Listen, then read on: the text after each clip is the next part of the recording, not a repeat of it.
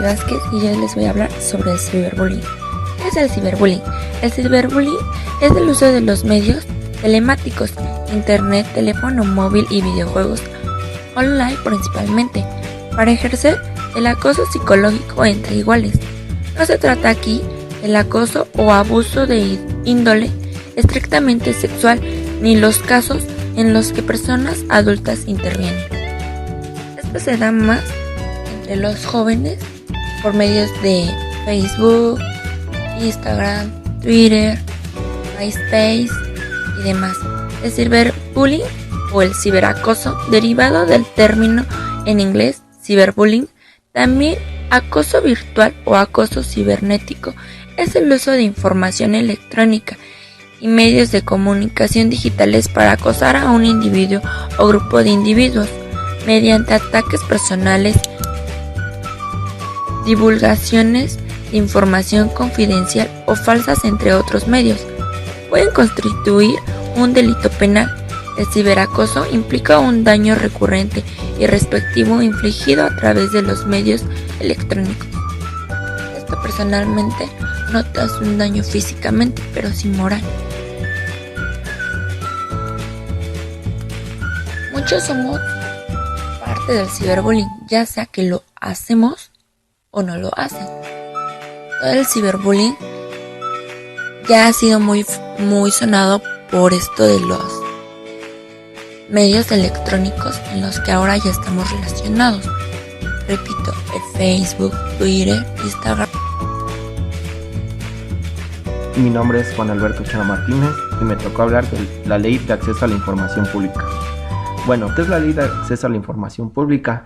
La define como el derecho de buscar, recibir y difundir información en el poder de gobierno de la administración pública.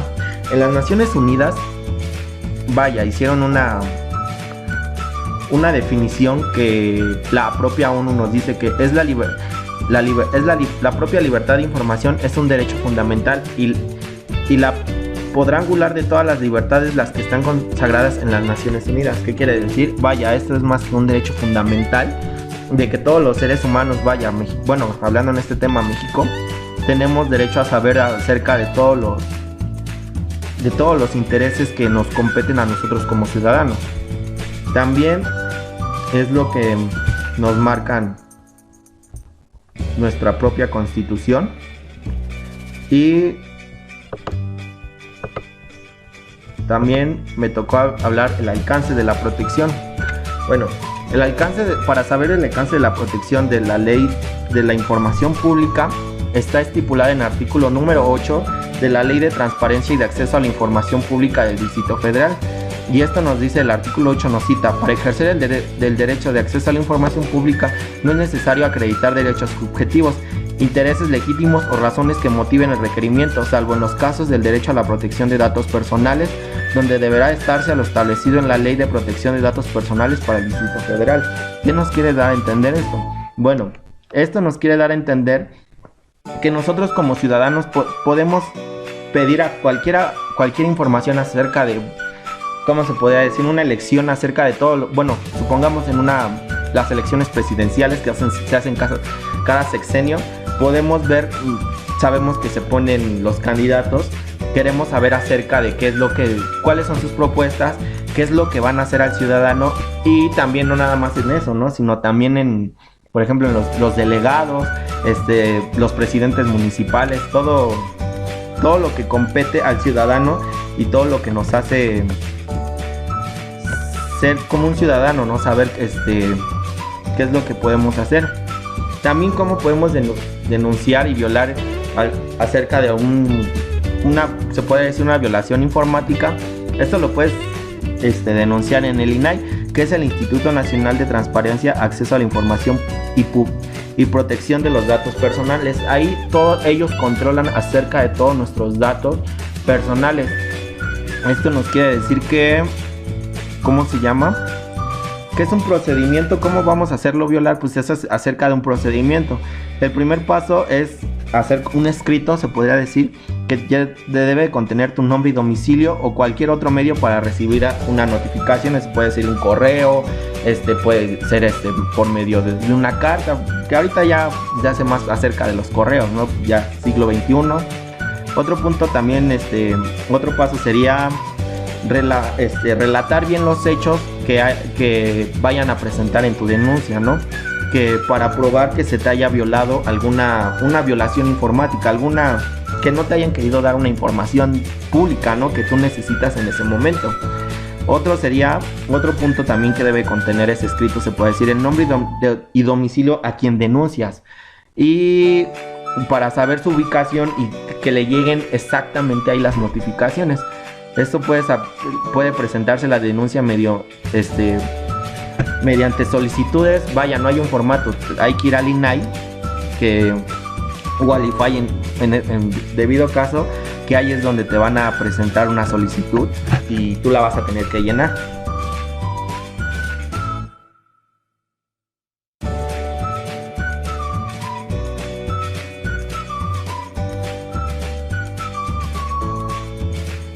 Contratos informáticos. Los contratos informáticos son un acuerdo bilateral en el cual el contratante adquiere del proveedor un bien un servicio informático que tiene por objeto el de regular la creación y transmisión de derechos y obligaciones respecto de los bienes y servicios informáticos.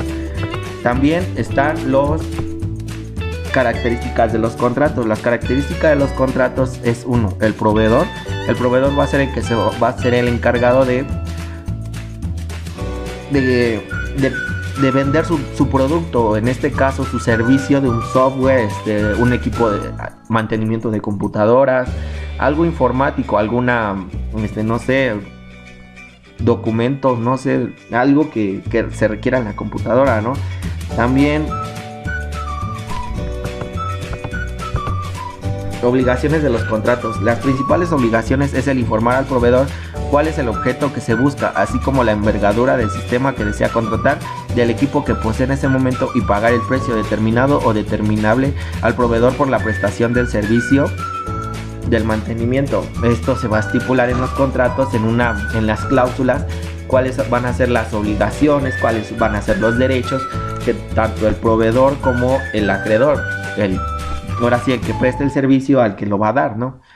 Y ya existen dos tipos de contratos. El contrato típico. El contrato típico son todos aquellos tipos de contratos que se encuentran regulados por una ley vigente.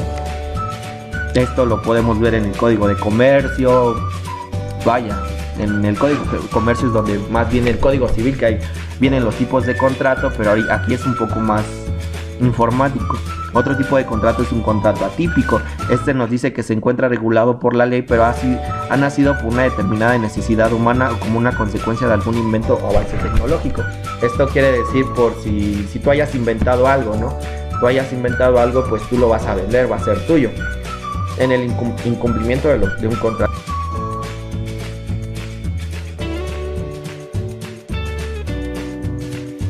Ley de Servicios de la Sociedad de Información y Protección Jurídica de la Base de Datos. ¿Qué es una base de datos? Es una colección de información organizada de forma que un programa de ordenador pueda seleccionar rápidamente los fragmentos de datos que necesite. Una base de datos también es un sistema de archivos electrónicos. ¿Qué leyes protegen y sancionan? En México, por la Ley Federal de Transparencia y Acceso a la Información Pública Gubernamental.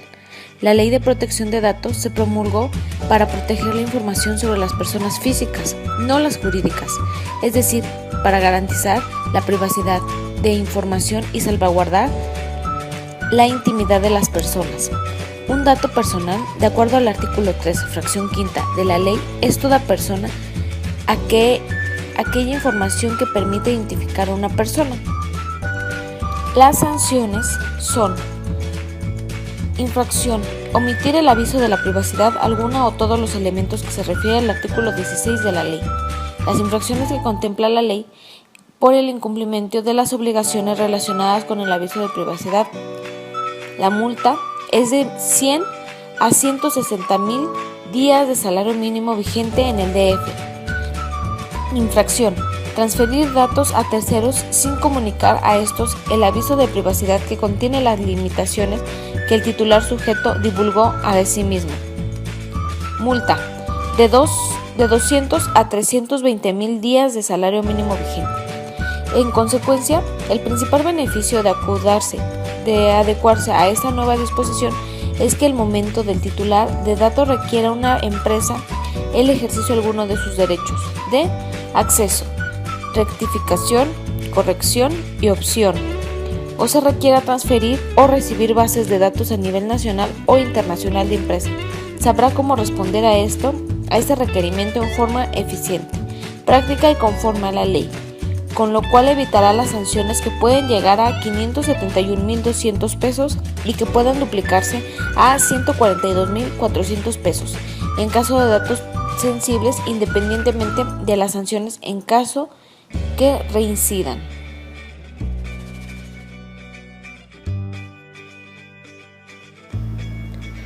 Yo, Azarel, les voy a hablar sobre la propuesta de ley para hacer el acceso a Internet un derecho fundamental. En el artículo 2 de la Ley de Transparencia y Acceso a la Información Pública del Distrito Federal nos dice que el derecho fundamental a la información comprende difundir, investigar y recabar información pública.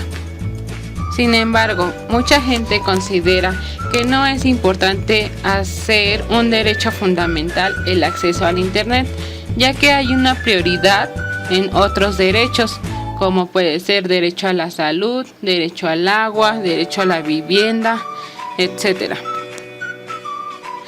Debido al uso masivo de los servicios que brinda Internet en estos tiempos, se han producido diferentes tipos de adicciones que son sumamente peligrosas, y si no se utilizan con precaución, Internet es una herramienta muy útil para obtener información.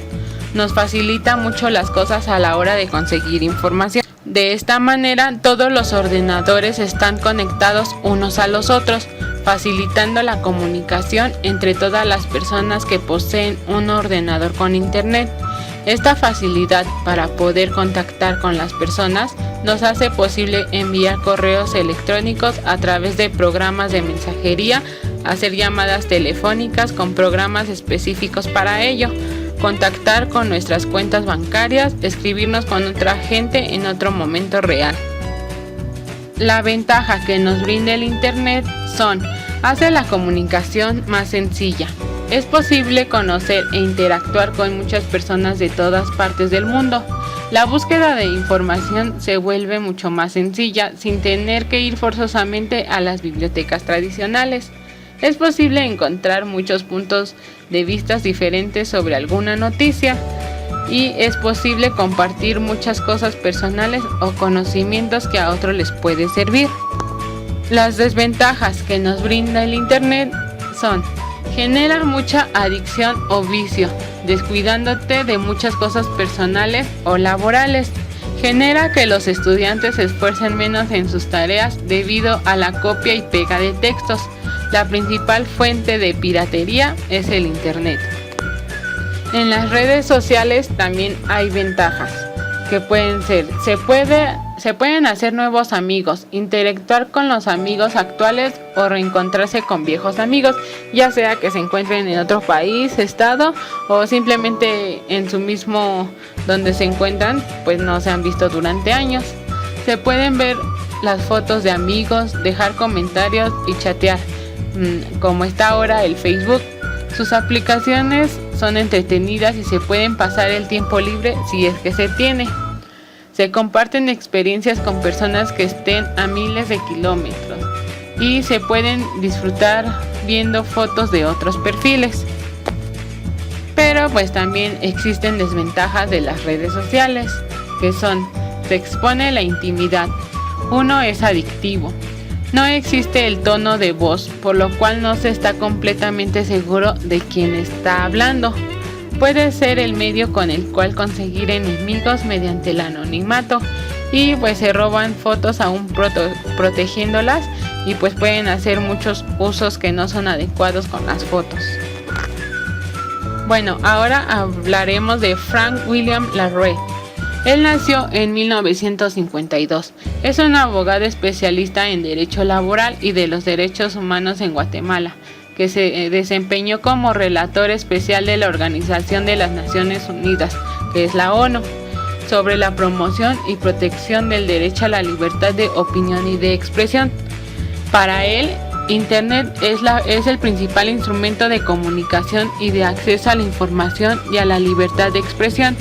Planteó que los estados deben garantizar que toda la población tenga acceso a la conectividad sin restricción y a los contenidos sin censura, ya que dice que el Internet es un invento maravilloso, pero con grandes peligros, si no enseñamos a usarlo desde la niñez y con motivación en buen uso desde el Estado.